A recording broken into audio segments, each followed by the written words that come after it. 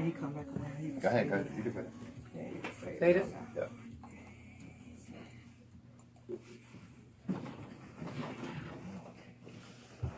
Hello, everybody. My name is Divine. And my name is Ira. And together we are As one. Hello, everybody. I hope everybody's having a great evening.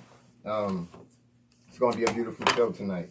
Yes, it I have is. my brother. He came in to talk to us a little bit about, relationships and different aspects of life, of his life.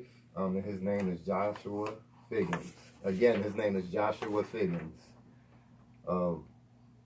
I know he's going to give us something, based on the experiences that he has had in his life. So, Joshua, tell us a little bit about yourself. You can go ahead. No. You can go ahead. You guys hear me? Yeah. All right.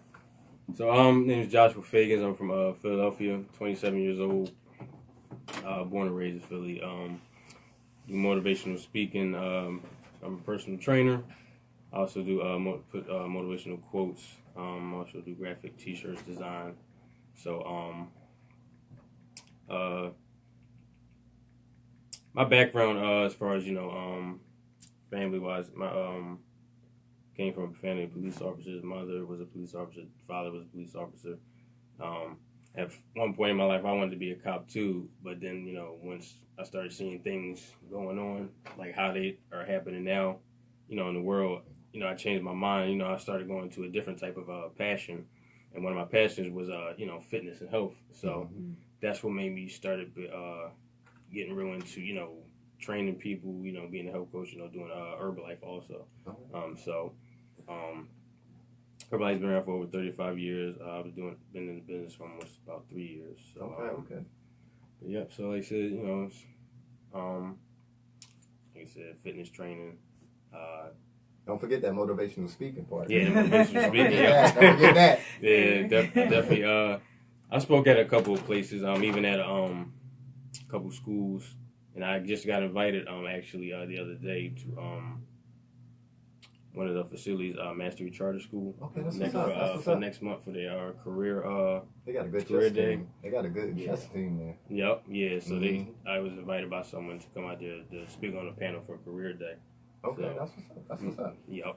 So, tell the listeners a little bit about your childhood. Was it a loving and caring environment? Yeah, it definitely was. I wouldn't say, it was bad. It was just, it was kind of rough. Because one point in my life, Dad wasn't really around like that, and Creator rest his soul, because he recently passed almost 2.5 years ago from sorry to hear that. stage 4 prostate cancer. So My father died from cancer too. yeah, I'm sorry to hear that. So yeah, I mean, it took a toll on, my mom, of course, because like I said, this is, way before the passing of my father, but when he wasn't around at, at some point, of course, she was left to take care of me, my twin brother, my little sister. So, it became a little rough, because she had to do things on her own. And then, we had to eventually, as we got older, we had to step up, and start helping out, take care of Mom, It got into a point, especially in the Black community, a lot of Black families, homes is broken anyway. No doubt. It was a lot of arguing. I come from one as well. Yes, yeah. So, it was like, a lot of arguing between me and my mom a couple of times. Even times where, she kicked me out. So, and, people all would do it, at some point in our life. So, but, it was definitely worth it, because it helped made me to the man I am today. I still got things to work on, of course, as we all do. But, it just helped me become a better man, especially as a Black man, Okay, that's what's up. Yeah. Yeah, and you was talking about a broken childhood, coming from a broken home, excuse me. And my dad was on the other side of the law. He was a drug dealer. You know what I mean? So my moms didn't want him around me, but he was in and out the penitentiary when I was young. But my mother didn't want me to see him, because I used to look at my pops almost like a superhero, so she didn't want me to glorify what he was doing and praise him. So she felt as though it would be better for him not to really be around me.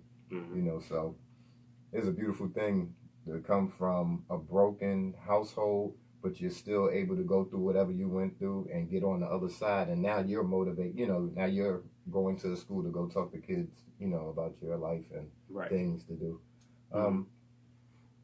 it's a relationship show, so I gotta ask some questions about Yeah. relationships. And it's not a bad thing, and I'm not trying to say it all gloomy and all that. It's actually a beautiful thing. And the reason why I say that, because you're in your 20s, and like 2 weeks ago, I had the Kings on here, and they're older. They could be my parents.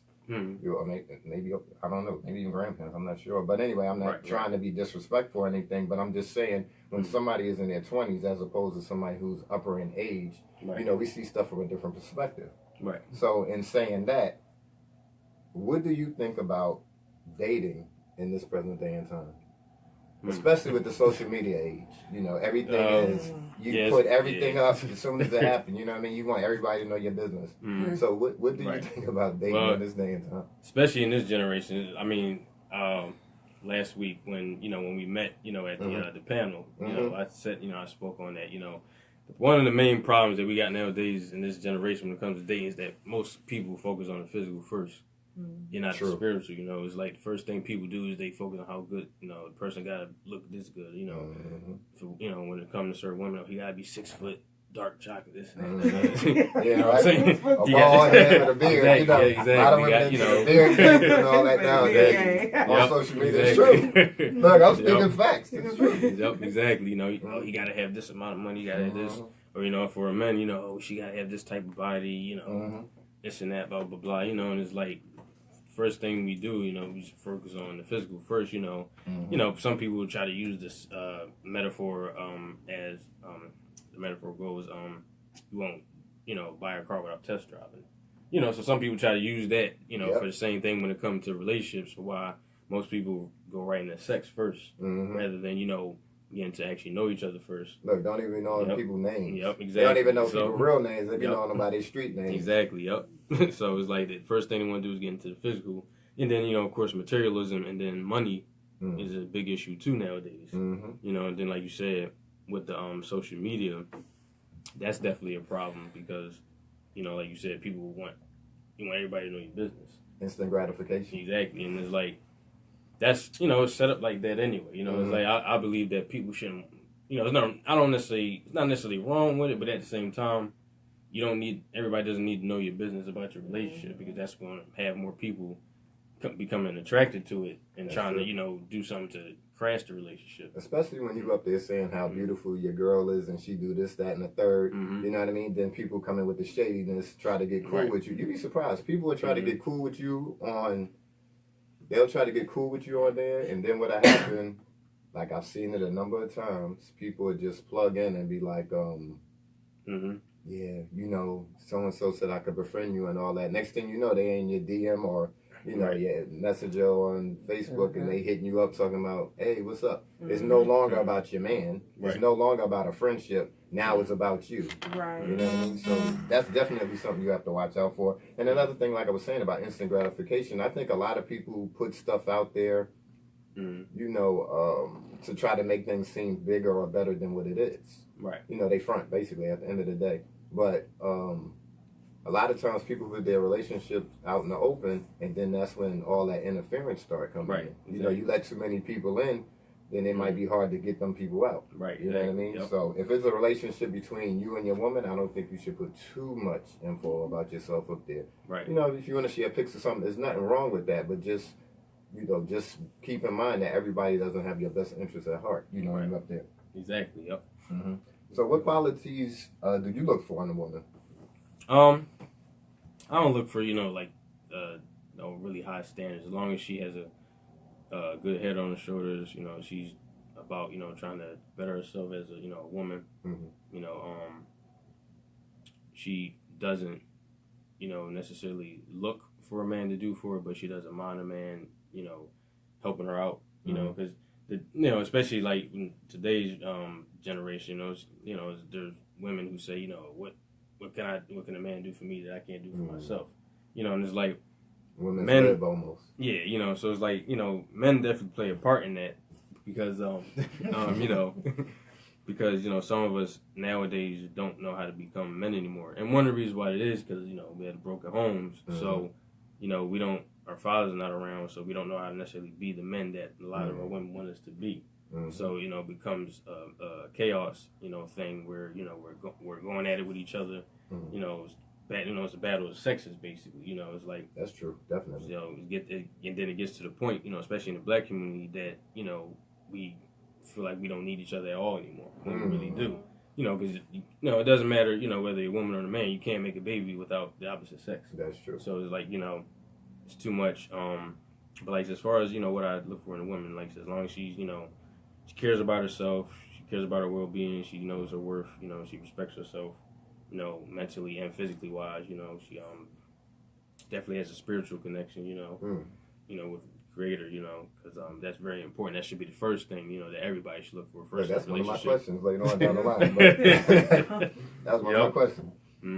But you know what's funny? You talked about coming from a broken home. And the first relationship that we tend to base things from, and I said this on last week's show, and it's a fact, we base relationships on the relationships that we have with our parents. Right. Or whoever your caregiver was, because in the black community, as you say, some people are brought up by their grandparents. Yep. You know what I mean? My grandmother was, and my grandfather was definitely in my life, you know, throughout my whole life, you know.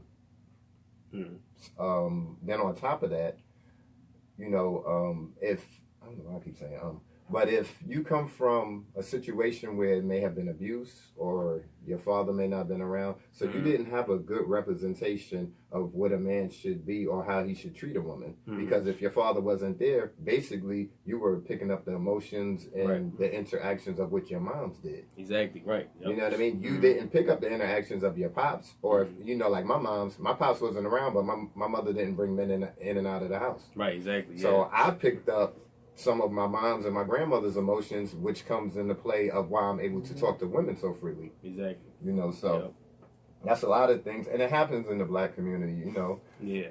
Is no male representative, or if it is a male representative there, you know it's not your pops, so you don't look at him in that kind of light. And a lot of times when we're growing up and we have a male in the house and it's not our dad, we look at them in kind of a negative light. Right, exactly. Especially if they're treating your moms a particular way that you don't like. Exactly, you know, so, if you were to find someone special, are you in the mindset of settling down? Oh, of course, definitely. Okay. You know, because, I mean, I'm at the age now, it's like I'm not really, you know, like not in my teenage years anymore, like before. So, you know, my teenage years, I had girls running out the house, you know, stuff like that. That's probably why moms kicked you out. Yep. That's one of the reasons, yeah.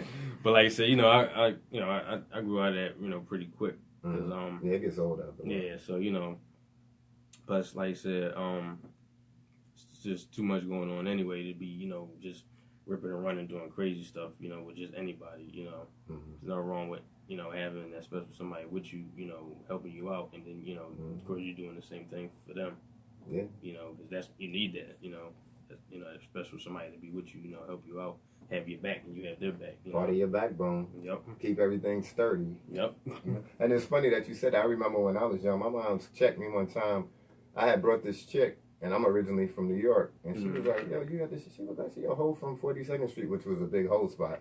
But I'm just saying all that to say that my mother was like, listen, this ain't no whorehouse. I don't know what you think you're doing, but you ain't going to be doing all that. And my mom's worked that night for the Transit Authority. Oh, yeah. So I used to, so anyway, you know, she said that, and now looking back, I used to be like, my mom's was corny. You know, I was looking at it that kind of way, like, you know, I'm protecting myself or whatever. So I'm looking at it like, okay, mom's corny. But now thinking back, all the things that my mom's told me, even in regards to playing with women's emotions and feelings and stuff, all of that started to flip back on me. And I'm like, damn, if I would listen to my mom's back when I was a teenager, I wouldn't have been through a lot of the stuff that I've been through. You know what I mean? I'm talking about in relationships and in life in general. You know what I mean? I wouldn't have did the majority of things. I agree. That I really did. I agree. You know, that I did do. What if you find a woman you are dating and her beliefs are different than yours? Would you still date her? I mean, I wouldn't necessarily not date a woman because her beliefs is different. Because one of my older sisters, well, it's not to say that their beliefs are necessarily different. They just go about it in different ways. Because she's Christian and her husband's Muslim. Okay. So, you know, I wouldn't necessarily not date a woman just because of that. You know, as long as she doesn't try to strip me of what I believe in, you know, and try to force me to not believe what I believe, and then Exactly. I don't have no problem. I agree with that. You still gotta be yourself at the end of the day. Yeah, exactly. Yep. And then the funny thing about it is that a lot of people don't know that some of the stuff is similar. Yeah, like I tell my wife sometimes, I said if you take, I ain't gonna name the books, but if you take a particular book, well, I'll name it. If you take the Quran and you take the Bible, I've read both. If you take both, and if you was to take not say particular words, and if I ask you a question, most people wouldn't even know what book was which. You know what I mean? If I just said God in both. Yeah, that's because some people don't read either. Yeah, exactly. So. And so they have a misconception about what's being said. But like I always say, if that was the case, and you'd be like, this is a lot similar than I thought it was. There are some things that are different, but I just say all that to say that if you're in a relationship, it's up to each of y'all to be who you are, and that should include your beliefs as well. Yep. You know what I mean? I agree. Yep. A lot of people get in relationships and then their partner try to hijack what they believe and try to put it in a box and be like, well, this is what now I'm gonna speak a little bit about myself. This is what I believe. Now I don't necessarily do that to my wife per se, but what I do say is stuff like, well, I know the A, B, and C and D, E, F, G, and this is a fact because I read so and so book. And I'm not saying that necessarily to change her belief. I'm just trying to say something positive so maybe she could get something from what I'm saying. And I do it to other people too. And I know other people don't like it, but I'm just saying that's part of me and I'm just being honest. Right. But that's something I need to tone down and just let people, if people want to believe what they want to believe, I'm going to let people believe what they want to believe. Yeah. You know what I mean? At the end of the day. But if I can help people, I'm going to try to help people to the best of my ability as well. Right, as you should, yeah. So how important is love and respect in a relationship? And it doesn't have to necessarily be a relationship with an intimate partner. This could be with your parents and everybody because love and respect is with everything. Basically. So how important is that to you? It's very important, especially, having respect for people, it's like this. A lot of nowadays, like I said, regardless if it's an intimate relationship with significant other or your parents, or just just a regular friend too. It is important because you definitely have to have respect for each other in order to help the love grow. You gotta have respect for each other.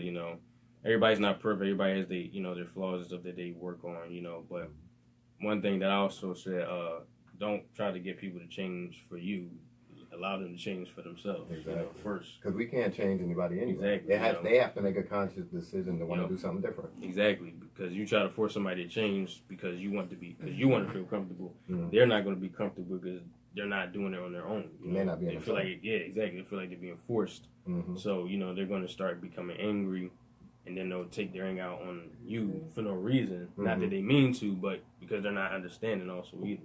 Yeah. And they may rebel or even run away from you. Exactly. Because a lot of times when you try to push what you almost like with the belief, you try to push it on to someone else, then more than likely they're going to rebel, especially if they don't believe what it is that you believe. But I want to talk a little bit about love and respect real quick. When y'all was at the thing last week and the get together, the Afro, what was it called? The Afro Happy Afro Happy Love. When we was there, they were talking about love, respect, and there's a book called Love and Respect, and it says in the book that I have it at home. Okay.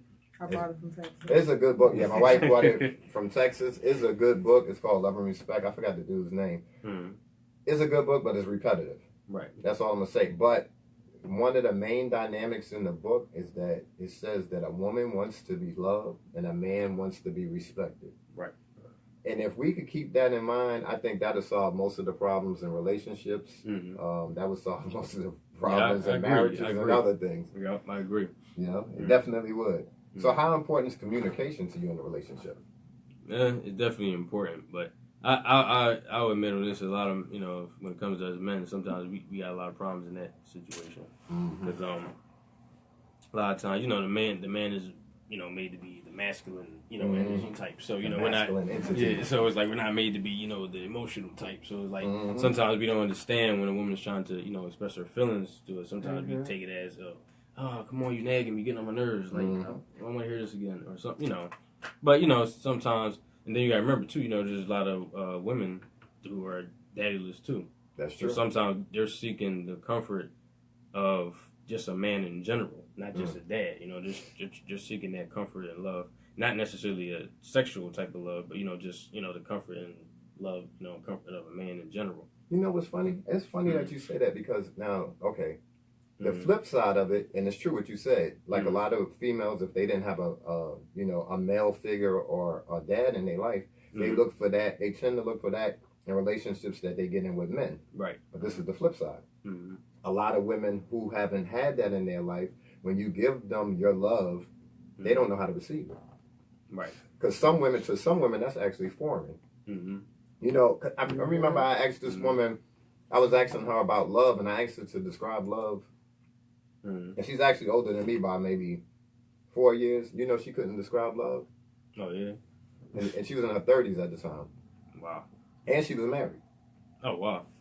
You know what I mean? So everything she was really talking about, she was talking about what he did for her.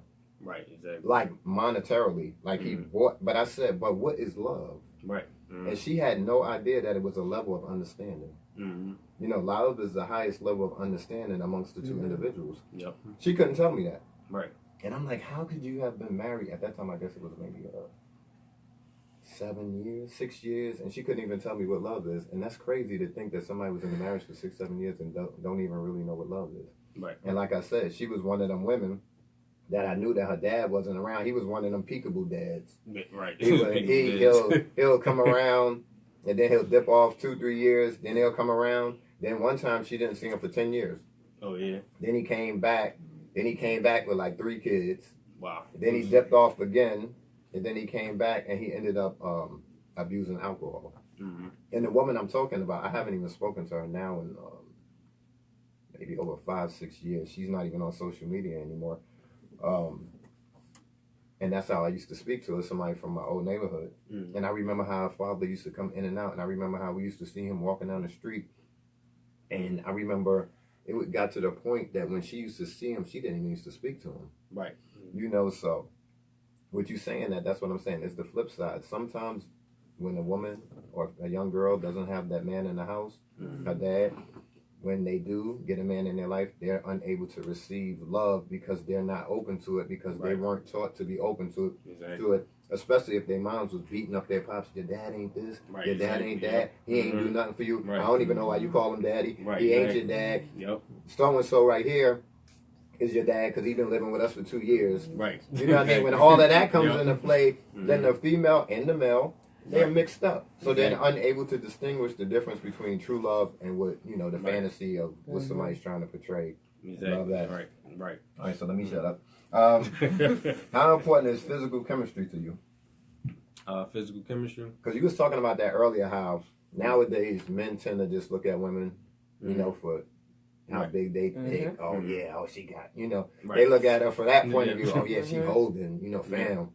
Fam, I seen her, yo, she holding like, you know. And the combo be so like I'm saying. And I'm just not saying all the words, but he be like, yo, fam, you know what? And the general combo. Yo, fam, I met this girl at the club. Hey, what's that? Oh, for real? Yo, fam, she was fam.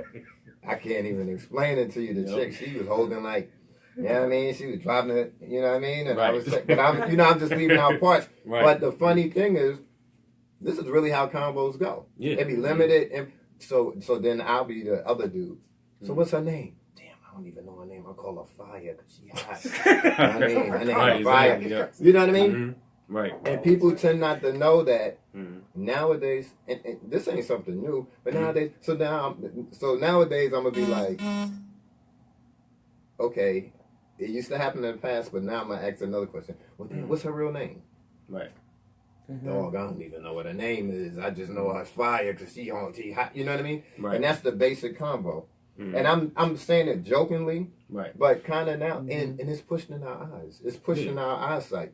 Everything we see, music videos, Instagram, you know, everything, twerking, everything is pushed. So everything is so visual nowadays. Right. So it leaves nothing. There's no suspense anymore because you see it all in the open. So you get used to it. So that's why I asked that particular question. So physical chemistry. Like you said, some people look into that and they tend not to even know who the person really is. Right. You know what I mean? And I think that's what it should be about. It should be about the mental. Right. Exactly. Does she know how to at least comprehend what you're saying? Right. You know, she doesn't have to be a genius, but yeah, exactly. Does she come from a good background? How does how would it be if you were to have kids with this particular woman? Is this somebody you would want to marry? When me and my wife was going to get married, this is what my mother said. Right. And it had nothing to do with physical. My mother said, put all of that out the window. She said, I'm going to ask you one question. My mother said, do you think you could live with her? Right. Based on what you know now. And I was like, yeah. My mother said, so if you feel as though you can stay in the same household with her, that's the start of the foundation. She said, I got love. I got all that. You could communicate. But she said, if you're able to stay in the same house and y'all ain't trying to kill each other, that's the start of the foundation. That's why I asked that question, because I'll be wanting to hear from different perspectives, you know? Yeah. Well, I mean, like I said, everybody, it definitely is important. Because like I said, everybody goes through, you know, their little arguments and stuff. Like people say things that they don't really mean. They just say it out of anger. But doesn't necessarily make it as okay. That's true. But because it's hard to forget some stuff. You may forgive. Like me, I might be like, okay, but I never forget. Yeah. It'd be on my list. I'd be like, okay. Yep. I'm just being honest. Yeah, I can understand that.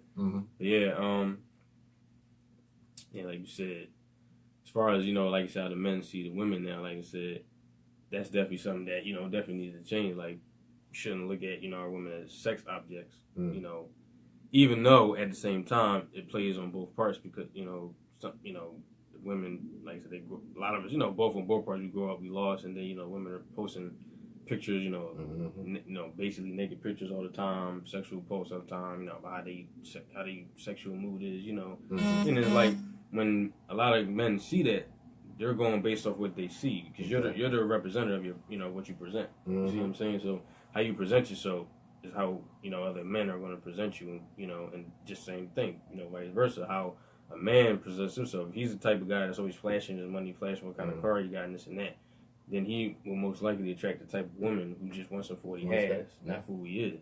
Especially if you see a woman half naked and she's presenting herself from the door, and you see her and she already half naked. Right. Even if you could just block out and be like, "Oh, this woman is super spiritual," you'll never forget those pictures. Exactly. You'll never forget those poses, or you never forget those twerking videos. You'll never forget that. I don't care how spiritual she get after that. That'll still be in the back of your mind. I'm just being honest. Exactly. Yeah. You know. Okay. So this is another question. What is the best gift your partner could give you? And it doesn't really have to be a physical gift. Just a gift. Whatever gift you think it could be. It doesn't necessarily have to be like a car or a house or a teddy bear. You know what I mean? Right. I would say a big heart. You know what I'm saying? I was saying for men and women. I'm not just I'm saying because it is a woman in the room, women in the room also. So I was saying for men and women. They in there. See, the women in the room. That's what I'm saying. There's women in here, so that's why I said the teddy bear. And the heart. Yeah, I mean, as far as that goes, I mean, I'm not materialistic at all anyway. So I definitely wouldn't mind, you know, like some words of encouragement or, you know, some knowledge or like, you know, helping me become more of a conscious man than I already am. Like something like that would be, you know, be a good gift to me. Oh, that's what's up. That's what's up. That's a good thing. Look, because I was going to ask you about books, but I'm going to ask you about the books later, you know, books that you might recommend. Okay, yeah. Okay, so but that's good because when you ask people, especially, I'm going to go back because you're in your 20s, so most people is monetary gain. Right. You know what I mean? So straight from the gate, if I might ask somebody else, you said someone to enhance your mentality, basically. Right. So most people would be like, oh man, she got money like that, I wanted to buy me a car. Right. You know what I mean? Or we could get this crib together. You know, that's how most people would think. Right. But that just shows that mentally you're on a different level than some people who are still in your age bracket. You know what I mean? You see things from a whole different perspective. Because to be honest with you, I wasn't even expecting you to say that. I didn't know what you was going to say, but I wasn't expecting you to say that. And that's a good thing. Right. You know what I mean? That is definitely a good thing. And that's pleasant on the ear. When women, because there's a lot, you know, women watch our show and listen to the show. When women hear that a man in his 20s say that he wants a woman to enhance his mentality. Right. Help him develop himself. That's a beautiful thing. That's definitely a beautiful thing, having somebody in your corner saying, you know, babe, read this book. You know what? I found out this about X, Y, and Z. Exactly. You know, because that benefits the union. Exactly. It benefits the foundation you got. And that, another thing too, like I've also said, like when it comes to that, when it comes to the opposite sex having these high standards of each other. You know, like when I say when it comes to the women, if you meet a guy and you say you want a guy to have this and have that, then help him get it. Then exactly. You know, you're not going to help him especially get it. Especially if you're trying to be with him. Exactly. Even if you are just with him because of what he has, if you're going to do that, then at least help him get it. You know, then you know, because then eventually she'll probably just wake up and see like, wow, like. I didn't realize that I wanted to be in his backbone. I wanted him just for what he had. And now that I see how he's treating me, even after he didn't, you know, especially if he's the type of man, you know, who he wound up getting all this type of money, you know, and he's not necessarily a flashy guy, but, you know, he's happy with what he got. And he didn't change on her, you know, he didn't turn around and leave her after, you know, getting a certain amount of money. And then that might help her change. And then on top of that, she added to his growth and maturity. Right, exactly. So that's overall a blessing to the relationship. Yep. You know what I mean? Exactly. So definitely. That's definitely a good answer. So another thing, when do you think is the right time for you to meet each other's parents?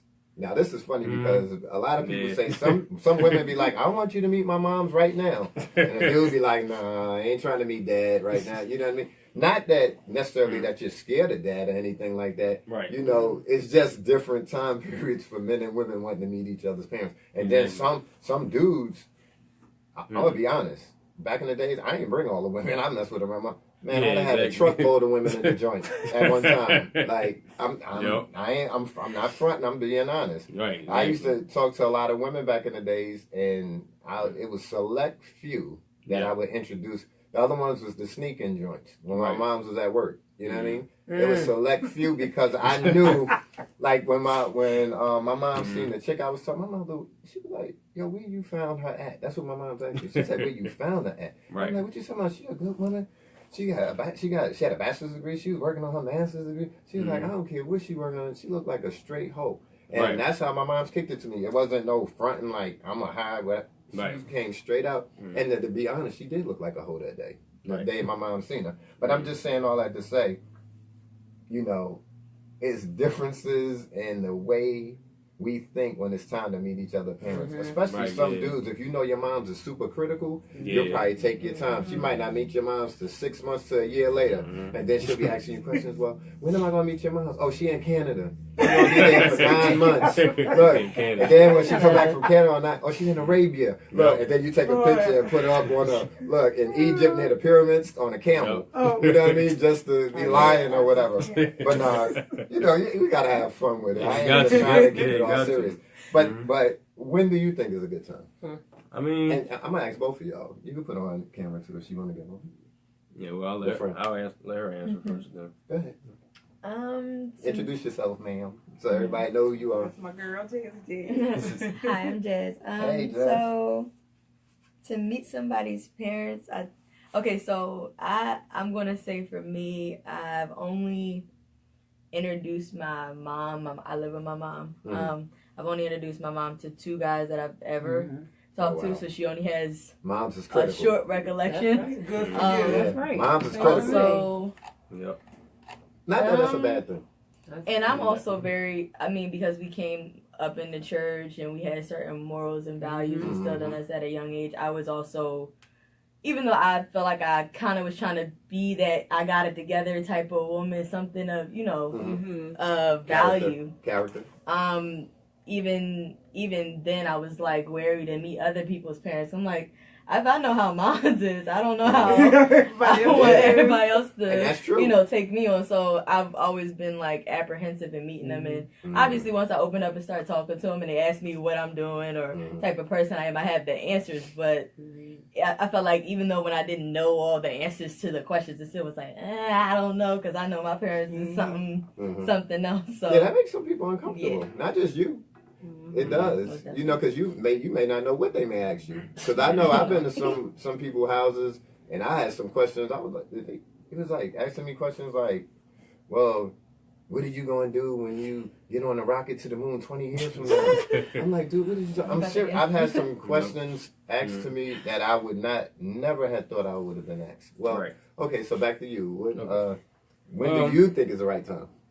I mean, I would say, when y'all both know you're comfortable with doing it, Is something real? Yeah, like if you feel as though that you both are gonna take this seriously, then do it. But if you feel like not saying that you're not necessarily bad for each other, but if you both feel like that, it's like you like each other, but it's not really a thing that we could see going further down the road as far as maybe being married and possibly have a family, then it's like I wouldn't rush into it, until you guys are exactly sure. Or like you say, with the 6 months, if you do date for at least like 6 months and you feel like, okay, yeah, we gonna definitely take it to the next level, I feel comfortable with, introduce you to my mom, my dad, I feel like we both are comfortable. I think y'all should do it.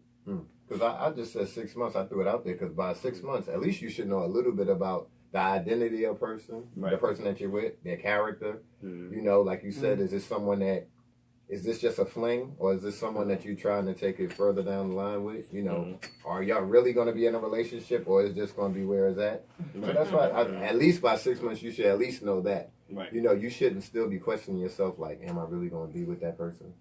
I'm just being honest. That's what I think. When disagreements come up, how would you resolve them if you had disagreements in a relationship? I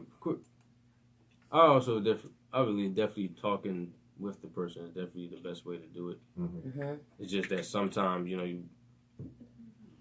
communication could be an issue when it comes to, having a disagreement with your significant other. From my experience, because, sometimes I allow myself to get out of character sometimes when I get angry when having a disagreement.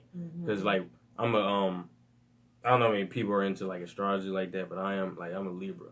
It's like with Libras, sometimes we have issues with, trying to explain ourselves to people when we trying to show them that we care. So sometimes we do it out of anger when we need to be doing it the opposite way. So, He called me all the time, Mom. I'm like, oh God. Yep. So like I said, I definitely communication is definitely the best way, especially like you said, if you guys are on the same page, and you guys are understanding each other.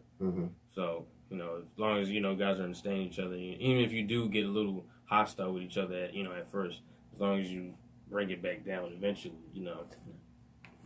everything should be fine. Okay, that's what's up. That's what. And the reason why I asked that question, because I'm one of them people, when I argue, I tend to shut down because I don't like to argue. Yeah. So what I do, like my wife would tell you, I'll say what I have to say, and then after I say what I have to say, I ain't gonna say too much more.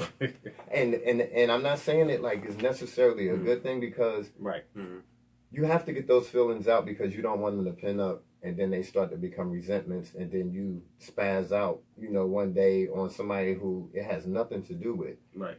But at the same time, I think sometimes for me, I have to fall back a little, let those feelings and emotions kind of dwindle down, and then I could come back, because sometimes when it's in the heat of the moment, my anger is up here, and even though I don't want to spaz out and be saying crazy stuff, I still don't want to come across in like a negative manner to my wife, because I know sometimes when people are upset, we just say things just out of being upset. Yeah, exactly. Somebody might call you out your name, curse or whatever. Right. And that's in a lot of relationships. Yeah. So sometimes I just feel like, let me fall back, let that fire go back down to a simmer, and then when it goes down to a simmer, now we can talk without all the other stuff that's coming into play. So that's why I kind of fall back. Plus like I said, it comes from, a lot of that comes also from our broken homes, Exactly. Plus the things that, we all been through and stuff that's still going on, especially, in the black community. So a lot of us are hurt and angry, and looking for, a lot of us looking for our dads, looking for our moms, just trying to make it, so sometimes instead of focusing on trying to make it, we're focusing on trying to get even. You know what? And you said get even, and I was getting ready to say that people use that as an excuse to act out. So get even, use it as an excuse. So you should know not to talk to me, because you know that I grew up in a house with just my mom. Right. You know what I mean? And you're like, what? You know, but I'm just saying, that's how it comes across. Or a female would be like, you know, I ain't have my dad, so you know when you raise your voice to me, you know, it's like, triggers. Yeah, it triggers all those feelings and emotions of me not having that, which could be true. Yeah, it could be. Yeah, it could be true. And both sides that I just spoke about could be true, but that's why I say, fall back a little, let the feelings and emotions calm down, let them simmer down some, and then y'all could come back to the table as adults. Right. You know what I mean? Not, you know, kids wanting what they want at that particular time. You know, let me see. What topics have you found most difficult to talk about with women you have dealt with in the past? And the reason why I asked this, because you touched on this earlier. I just want to say this real quick before you answer. Yeah. Men aren't taught to be emotional creatures. Right. We're not taught to share our emotions. We're not taught to share our feelings. I always say this. And the reason why I say this, I was talking to this lady last week, because I'm actually in a book that comes out Friday. I'm gonna plug it later. Okay. That comes that comes out Friday, and the book releases Friday. And I'm gonna be in Bowie, Maryland, and I'm gonna give the address and all that at the end. But I was talking to somebody that's a part of the book, and she asked me a question. She was like, Divine, why is it that men don't talk about their feelings and emotions? Right. And even with me saying this on the radio show, people still ask that. Right. And then especially in the black community, white community too, and other communities, they do the same thing. You know, you're seen as a sucker if you open up and tell a woman how you feel. Right. Exactly. Not everywhere. Not everywhere. And I'm saying it that way because I have had some men in my family that said, listen, you could say how you feel, but don't say too much. Right. I had those men. You know what I mean? Don't put everything on the table with your feelings and emotions, but let her know you care. Right. I had those kind of dudes. Right. Then I had the dudes like my pops and other dudes, and they'd be like, dude, you can't show too much because they're going to use it against you. Right, exactly. You know, you make yourself defenseless because now she knows how to attack you. Right. Or, exactly. You know, don't never let them see you sweat. Yeah, that's you know what I mean? Don't, but you may not know. Like I said, you could be in an argument with somebody and they may know something about your feelings and emotions, and you get in the heat of they get in the heat of the moment and they attack you in that area. I've seen it done. Right. It's been done to me before. That's the character of your partner. It's been done to me, and I'm not talking about for my wife, but I'm just saying it's been done to me in relationships. So, like I was saying, men, we're not taught to do that. Some are, but the majority, if you go right now and walk down the street in North Philly, West Philly, South Philly, and you go ask a bunch of black men, were you taught to share your feelings and emotions with a woman? I bet you. Yeah, you say no. Bet you. The majority of men that you talk to would say no. I just want to say this real quick. The reason why I'm not saying much tonight because I really want to see the dialogue between the men because we didn't get a chance to just really delve into what we were talking about at the Afro Happy Love session that Sheena Shakur and Mohammed Shakur put on. So that's why I really wanted Joshua here today because I wanted to get, his perspective because, he's a young man. I have children his age. So I just really want to hear what he had to say. And so far, so good. It's great. I wish I had the knower going on when I was his age. Unfortunately, I didn't. I just had a bunch of children running around, and I didn't even know who I was. But that's the reason why I'm not saying much tonight because I really want, not just the men, but I want the women to hear, from his perspective and my husband's perspective, the things that go on in our community. I heard a young man tonight. He seemed like he was a really, really nice young man. I was walking to my car, and he was in the alley just bawling his eyes out. And I couldn't help but to stop and say, "Sir, are you okay?" And his girlfriend was at the other end of the alley, and she was just dogging him out, calling him all kind of names. And he looked like he was probably about 28, 29 years old. And he was just, I don't know why she keeps doing this to me. She keeps tearing me down. And I said, "Well, sir, I don't know you." I said, "Maybe it's just time to put an end to this friendship or whatever this is." I said, because if she's not going to build you up as the king that you are, then maybe you need to go ahead and part ways. And the first thing he said, "But I love her." He said, "I love her." And so I guess it's just something that he's needing and wanting in her. But at the end of the day, if it's still all negative, it's going to be some things that's not going to go well in that relationship if he continue to stay in it. That's why I'm not saying anything, but I just want to plug that in. And then on top of that, me and wifey did tell people, before that, sometimes when we have men up here that, I'll be discussing topics with men, and if sometimes when we have women that she'll be, discussing topics with women. So we did announce that, but yeah, that is true. And I wanted, like I said, I wanted to get it from a perspective of somebody younger because I know sometimes age does play a part in the way we think. Yep. And I could see the level of maturity with him just talking, and expressing how you feel. But back to the question I was asking, when disagreements come up, what topics have you found difficult to talk, with women about in the past? Has there been any, or has it always been easy for you to express how you felt about certain predicaments or situations in the past with women? I mean, I would say, like you said before, with men, like you said, I'm not gonna lie, I don't like sharing my emotions sometimes, most of the time either. Yeah, most of us most of us don't, because like you said, we were taught that, we were taught, so it's like, I feel like, especially, what's really going on inside for a man, like you said, and like I said earlier, we got that masculine energy. So it's like, we show any type of feminine type energy, we feel like women, because there are some women, actually, I'm glad you actually asked me that too, because I wanted to say this too. Like, for the past few weeks, I've been seeing this post on my Instagram from from a lot of women, and they be, say, my attitude ain't built for no soft, behind dude. It's like a lot of them say that. Right. So it's like that becomes an issue. Of course, they, but even though you're saying the N word, but it's like that becomes an issue because it's like no respectful man should have to deal with your attitude if you don't want to deal with a man's disrespectful attitude. So it's like if you have the type of attitude where you don't care, you say what you want, and why would you expect him to be different? Yeah, exactly. So it's like it's one thing that you guys it's one thing when you both respect each other's beliefs in in space, especially if you're not even married yet. You know what I'm saying? So it's like, but when you one of them type of people, you wow out, do you going out drinking, doing all types of crazy stuff, and you saying that, oh, that's how I am, my attitude ain't built for no soft behind dude, or my attitude ain't built for no soft type of female, that becomes an issue. That's why a lot of people don't want to express themselves, because when they see these type of posts on social media, it's like, especially if they've seen it from multiple people of the same sex, when they're the opposite sex. Post. Exactly. If I'm a man and I'm constantly seeing the same post from women, saying that, my attitude ain't built for no soft behind dude,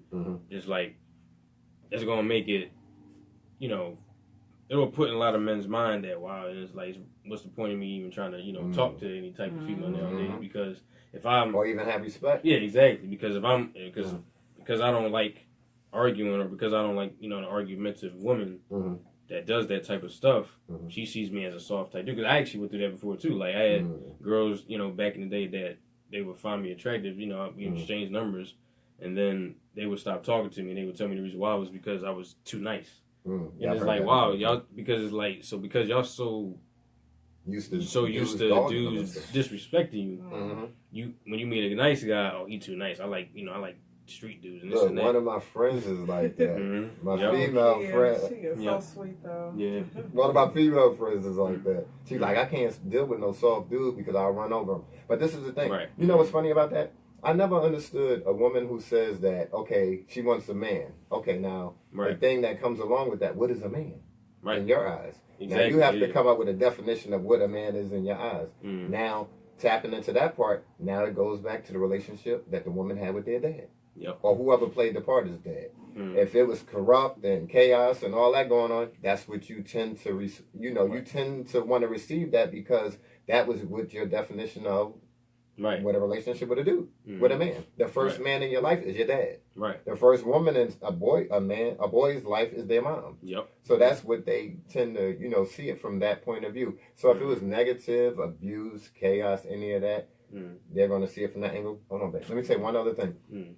I just want to say this. I never understood why men say that they want a man that is not soft, but then when they get the man that's hard, that's disrespectful, that do things, beat them, take their money and all that, then they say, why did he do that to me? But at the end of the day, if you would have thought with your heart and look through your third eye, your mind, and look visually past all the whatever he had that you thought was good, and you really looked at what would be good and beneficial for you, you might not have ended up in that situation. Yeah. And I just want to say this real quick. I was talking to a young lady also today, and she was just like, she was just like, oh, I just love me some white guys, and I was like, girl, I said, that's fine. Whatever, floats your boat. I was like, listen, I said, I love my brothers. I said, you listen, I'm here to stay. I ain't going nowhere. I said, but the problem, I said, I think what a lot of problem is, with a black woman. Not all of us. They run on this masculine energy. I don't need you. What do I need you for? Exactly. I don't want a man. I don't need a man. I say everybody still got, the Beyonce anthem stuck in their head. Society pushes that as well. Yeah. And I said, sis, it's so sad. I said, you have brothers, right? She said, yeah, I love my brothers. And I said, yeah, but we tear our brothers down. And I said, then you looking for them to respect you and tell you all of these things, that you want to hear, but you still running on masculine energy. Like, who are you? You ain't this and you ain't that. And I was like, you know what? They're tired of that. So I said, then when you see a brother with a white girl, you mad. I said, if he with a light skinned sister, you still mad. So it don't matter. So I said, you need to stay in your lane. That's true. God created you to be a woman. Exactly. Yep. And I said, and God created man to be a man. And I said, so if you want to get back to the foundation, I said, when God created man, he created man first, to be, the head. And I said, it's okay. He's the head. And I said, but sister, that don't mean that you can't be the neck. I said, that's why, we got all that neck roll and stuff going on. But anyway, I said, but we have to lose the masculine energy. And I was telling her today, I said, listen, ever since my husband and we started this show, I said, my enemy and the enemy has been coming for us. I said, do you understand? And I said, so I had to get off of social media. So I can center myself and get myself right. And I said, because I don't want to bring that masculine energy into my marriage and start telling him what he needs to do and you better do this the way I tell you to do. And I was just like, and I said, it's just not a good look. I said, it's not a good look. And I was like, listen, I wear pants, but I don't want to wear the pants. I said, I have to let my husband be the man. He is the man. And I said, and the only way we're going to understand some things is if that's why the God gave us 2 ears and 1 mouth. And I said, and unfortunately, I said, with most women, it seemed like we have 2 mouths and 1 ear. I said, so we need to decipher, what it is that has been said to us in a spiritual way, rather than trying to create our own, theses of what life should be. Because you have women that have sons. I'm both parents, but sorry, boo, you cannot be mama and daddy. You God created you to be mama, and that's it. Because I have 8 sons. I can't teach all 8 of them. I can't listen. I love them. I call them kings. I tell them it's nothing that you can't do. I give them that motherly love and all that good stuff. But there is nothing that I can tell them that my husband is going to be able to sow into their lives. Show them. So I say so, and I'm telling you, sisters, get all that stuff out of your head. So when Father's Day come up, I dread it. I'm not going to lie. I dread when Father's Day come up because you got more sisters than men on social media. I'm the mama and the daddy. Where my president at? The daddy, he locked up. He in jail with his sorry so-and-so. He ain't going to never be. And it just gets underneath my toenail, and I just can't do it. I'm even if the man that she's talking about doesn't see it, other men tend to see that. But let me ask this question. What motivates you to want to help others? Because you're motivational, you work out and all that. Yes. Trainer and all that. So what motivates you to want to help others? Because I came, my family's background, like I said, is rough. So, there were times where didn't have no electric, didn't have no water.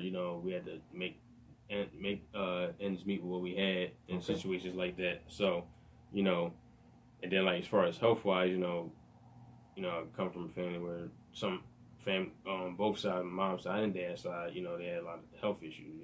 So diabetes, cancer, MS, crazy in my family. MS, and things like that. Wait. somebody was saying in the comment. It's like we use our mouth to hurt men because we can't harm them physically. Wow, that was a good one. Yeah, that's true. Yeah. Mm-hmm. That Like was a good one. They said a woman's words is like a fist to a woman's face. A man's face. Yeah, to a man's face. It's the same. It's a double-edged sword. Right. Look, and you tapped into adversity, because my next question was going to be, what adversity have you been through in your life that has helped you gain valuable insight about yourself? Oh, I got a good one. And that ties into motivation as well, because that motivates you to want to do something different. Well, back in what year was this? Maybe 2000. It was 2002. It was right before my 22nd birthday. I was 21, and I wound up it was 2012. Yeah, sorry. It was 2012. So this girl that I knew, she was always posting, on her Facebook, who wants to come see me, or want me to come see him, this and that. So one day I just liked the post just to see what happened. So she wound up, inboxing me on Facebook, asking, you want to come see me, this and that, blah, blah. And like I said, at that time I was 21, going on 22. So I was like,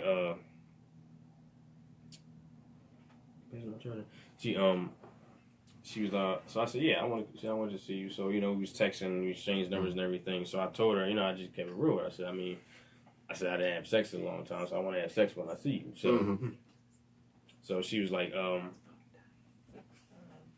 so she said, at first she said no, and then like the next day after she thank you. The next day after she texted me back, she said she had changed her mind. So I said, okay, fine.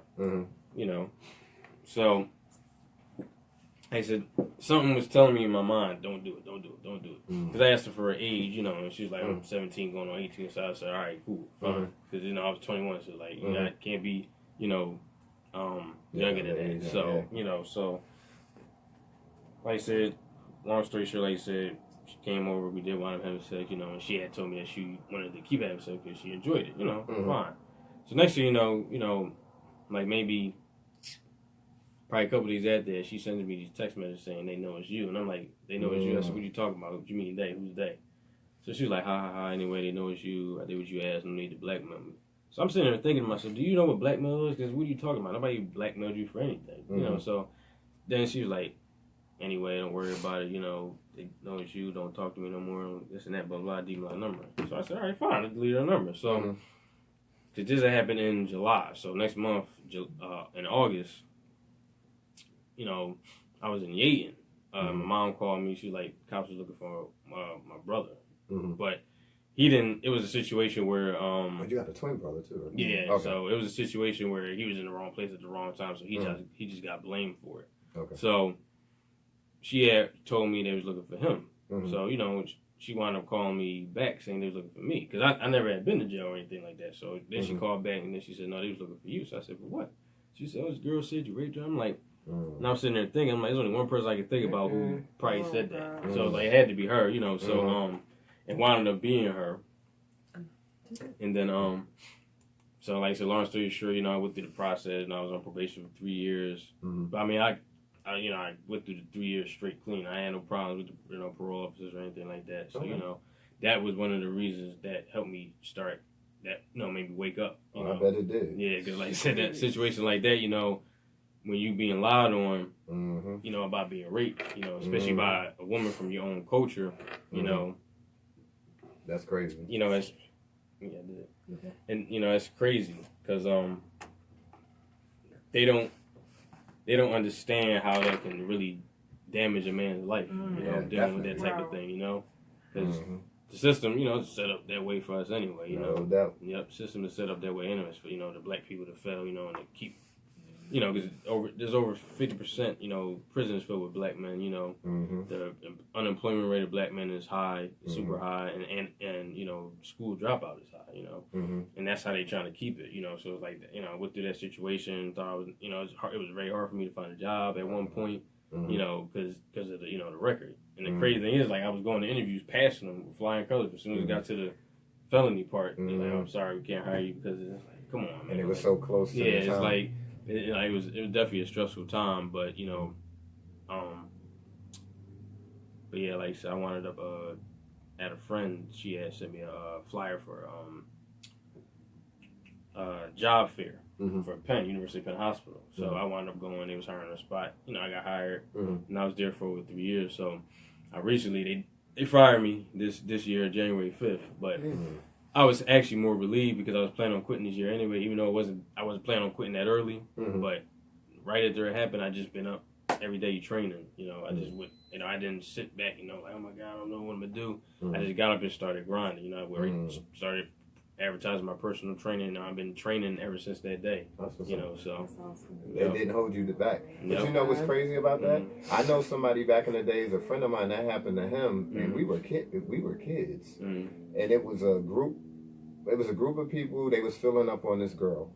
Right. We was in the community center, and none of us was over the age of 14, I must say, and I was maybe like 11, and they was filling up on this girl. Okay, so.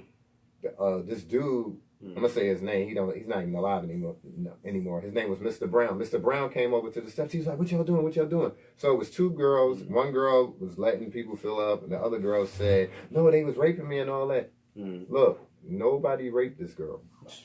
Nobody raped her. She was doing stuff willingly, and I'm just saying.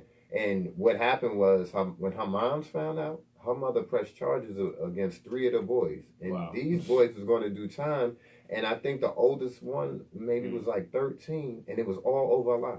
Because if Mr. Brown wouldn't have came, nothing would have never been said. Right. And I just like walked away. You know, I wasn't a part of it, but people knew something was going on in the corner, and then Mr. Brown caught them. Basically, one of their pants was down and all that kind of stuff.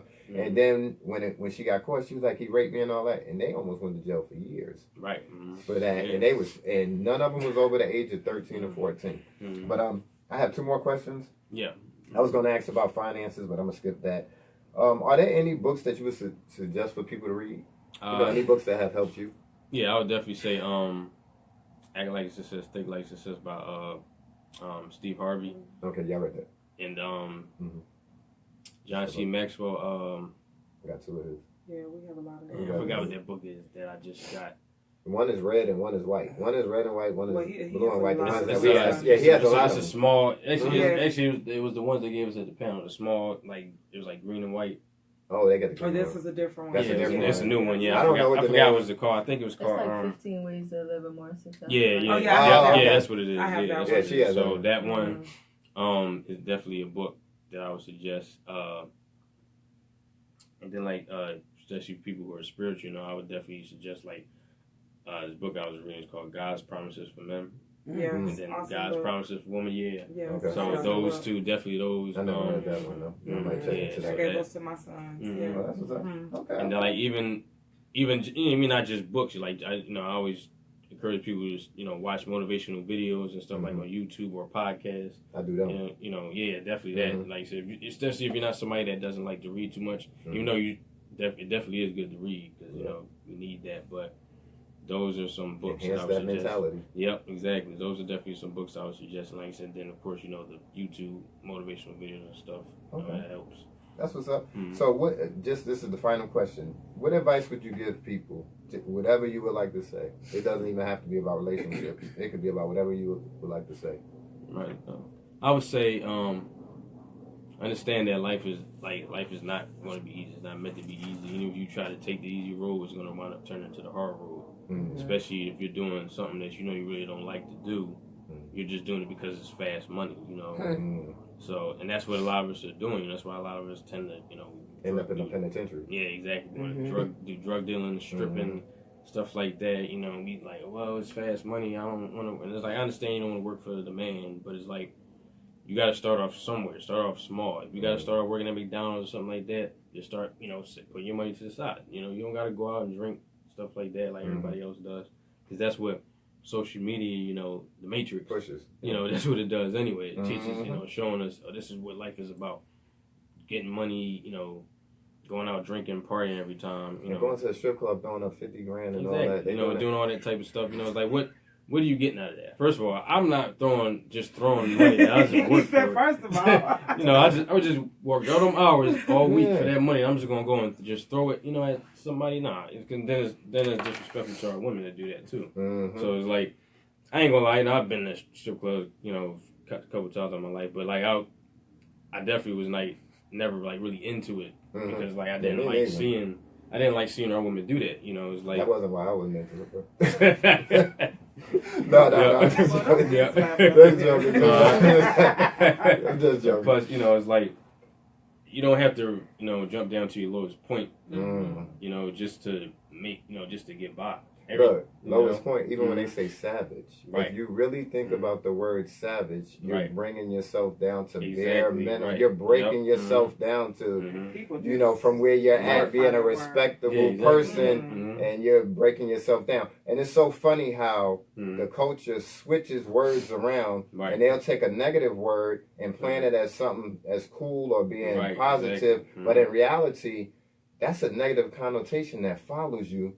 So then you have a lot of kids now, I'm savage, I'm savage. Right. Now they learn what the word savage is, and then they act out on being savage. Right. Exactly. So you're being less than your true self. And that's definitely a problem if we have a lot of kids acting less than their true self. Yeah, because like I said, I tell people too, everybody has their own level. No doubt. Don't try to be on another person's level, because you're gonna wind up dropping down to your lowest point because you're trying to compete with them instead of working on yourself, competing with yourself, or live up to somebody else's expectations. Exactly. Your real competition is the person that the person that you see in the mirror every day, not everybody else, because the person that you're trying to compete with, they ain't thinking about you. Nope. They going off. They might talk with you here and there, but they're not. They're not trying to focus on that. And it's like. Another thing, I tell people, don't try to avoid what you think you can't do because you'll never be good at it. Exactly. And then if you avoid it, you don't know if you could do it or not. Exactly. So you discount yourself before you even try. Yep, exactly. So yeah, that's definitely a good thing. But let me just plug this real quick. Look, first I want to thank Joshua Feggins for coming in and talking, sharing his experience, strength, and hope. Appreciate it. With everybody. I got a lot out of what he said. And, like I said, you could see that he's definitely thinking from a different angle than other people his age, and that's definitely a good thing. Right. But your boy Divine just became a published author. The book that I'm just announcing it. This is just one. There's going to be a couple more this year, but this one actually comes out Friday. Friday, okay. And the name of the book is called Cries of a Broken Man and Screams of a Broken Woman. And I have to look at the paper because it's not in Philly. It's in Maryland. So they're having you'll be able to purchase the book. You'll be able to, it's the book launch, basically. You'll be able to purchase the book. It's me and 10 other authors. So it's an anthology. And we talk about different aspects of our lives, how we've been able to get through adversity. I talk a little bit about my dad, and stuff that went on. Right. Death at an early age, getting shot and all that stuff. That's just, and there's a couple of other things in there. I talk about those adversities and how I was able to go past that and be the person that I am today. And to be honest, I've been through a lot of negative stuff in my life, and I'm so glad that I went through that stuff, because if I didn't, I probably wouldn't be sitting here today, and I probably wouldn't be the person that I am today. Right. But that's the name of the book, Cries of a Broken Man, Cries of a Broken Man and Screams of a Broken Woman. Where it's going to be at, it's going to be in Bowie, Maryland, and the address is 6900 Laurel Bowie Road, and the zip code is 20715. And it's from 6 p.m. to 9 p.m. and that's going to be in Bowie, Maryland. And like I said, you'll be able to come out, talk to us. We're going to do the book signing. Everybody all the authors that's there, we're going to sign the book. You'll be able to buy the book. And if you need any more information about that, you could go on a page on Facebook called Inspired by Vanessa, or you could go to my page, Divine Warren, on Facebook. And I have more information regarding that. But again, I want to thank the brother Joshua for coming up here. No problem, man. It was good talking to you, Definitely my brother. Appreciate that. I'm glad you came and shared your experience and stuff. And I might have you come up here another time, and it might not even be about relationships, but this is a relationship show. So, being that you're in the millennium age, I wanted people to hear, aspects of how millennials think. Right. You know what I mean? Because a lot of people discount what they think. I don't discount what anybody think. Right. You know what I mean? It could be a teenager that could teach me. Yeah. So... At the end of the day, it was another good radio show. And as we always say, my name is Divine. My name is Ira Warren. And together we are as one. Peace, everybody. Peace. All right. Yo, hit my man Joshua up. on Facebook, and you can hit him up on Instagram. And I guess he could give you your info real quick. Yeah, my Facebook is Joshua Timothy Feggins. So it's Joshua Timothy, last name Feggins, Feggins. Or my Instagram is Bane24fit _ African King. So that's BANE 24fit _ African King. So that's AFIRKAN. I mean IRKAN and King. Okay. Okay, that's what's up. We out, y'all. Everybody have a good night. Peace. Good night.